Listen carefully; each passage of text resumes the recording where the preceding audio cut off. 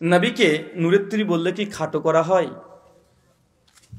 প্রথম কথা হচ্ছে, ফেরেশতার মর্যাদা বেশি না মানুষের মর্যাদা বেশি? মানুষ কিসের তৈরি? ফেরেশতা কিসের তৈরি? আল্লাহ কাকে দিয়ে কাকে সিজদা দিয়ে নিয়েছে? নূর দিয়ে মাটিকে। তো নবীকে যদি মাটির তৈরি না বলে যদি নূরের তৈরি বলি, তার মানে ফেরেশতার সমকক্ষ হলো না? কিসের সমকক্ষ হলো? সৃষ্টিগত দিক থেকে ফেরেশতা। তো ফেরেশতা মর্যাদা বেশি নাকি পাগল? আল্লাহর কাছে কার মর্যাদা বেশি? মানুষের। লাকাদ কাররামনা ইয়া বানি আদম, সূরা বানী ইসরাঈল আয়াত ৭০ শেষ অংশ।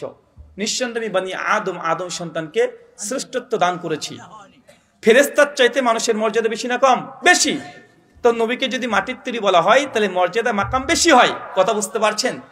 আল্লাহ সুবহানাহু ওয়া তাআলা কোরআনুল কারীমে জানিয়ে দিয়েছেন, কুল ইন্নামা আনা বাশারুম মিসলুকুম। হে নবী, আপনি মানুষকে জানিয়ে দেন আপনি একজন বাশার। বাশার মানে কি? মানুষ, মাটির তৈরি মানুষ আপনি একজন।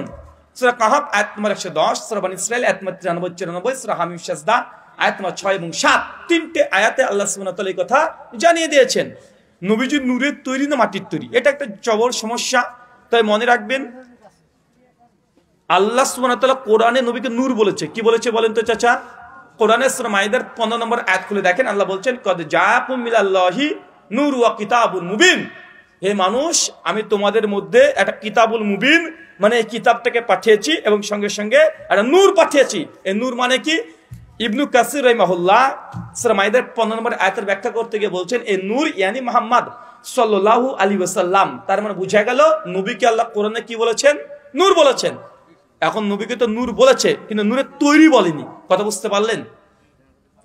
কোরআন খুলেন, সূরা নূহের ১৫ নম্বর আয়াতে চাঁদকে নূর বলেছে। কাকে? চাঁদকে নূর বলেছে।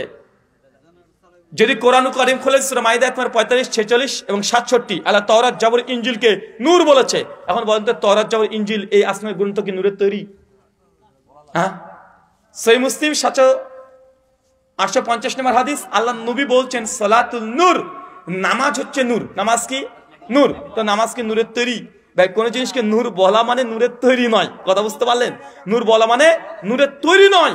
এটা যে সিফাত, এটা বৈশিষ্ট্য। যেন আলী বিন আবি তালেবকে বলে শেরে খোদা, আল্লাহর বাঘ। তার মানে কি বাঘ ছিলেন তিনি? না, তার বৈশিষ্ট্য বুঝিয়েছে। বাংলাদেশকে বলে আমার সোনার বাংলা, আমি তোমায় ভালোবাসি। বাংলাদেশকে বলে সোনার বাংলা। তো বাংলাদেশ কি সোনা দিয়ে তৈরি নাকি? এটা কি? এটা মহাত্মা। বৈশিষ্ট্য বর্ণনা করতে গিয়ে কথা বলা হয়েছে। এটা সৃষ্টিগত নয়, এটাকে বলা হয় অ্যাট্রিবিউটস তথা বৈশিষ্ট্য, সিফাত, বিশেষণ। তো নবী তিনি সৃষ্টিগত নূর নয়, তিনি বৈশিষ্ট্যগত নূর। কোরআন সৃষ্টিগত নূর নয়, বৈশিষ্ট্যগত নূর। চাঁদ সৃষ্টিগত নূর নয়, বৈশিষ্ট্যগত নূর। ইসলাম সৃষ্টিগত নূর নয়, বৈশিষ্ট্যগত নূর। আল্লাহ কোরআনকে কেন নূর বলেছে? নূর মানে হচ্ছে আলো, জ্যোতি। কোরআন মানুষকে জান্নাতের রাস্তা দেখায়, এই জন্য কোরআনকে বলেছে নূর। চাঁদ রাত্রেবেলাতে মানুষকে আলো দেয়, চাঁদকে বলেছে নূর। নামাজ মানুষকে জান্নাতে নিয়ে যায়, তাই নামাজকে বলেছে নূর। নবীকে আল্লাহ কোরআনে নূর বলেছে এই জন্য যে নবী মানুষকে জান্নাতে নিয়ে যাবে, এই জন্য নূর। কিন্তু বেটারা ঝামেলা করছে নূরের তৈরি নিয়ে। কথা বুঝতে পারলেন না? শুকরান।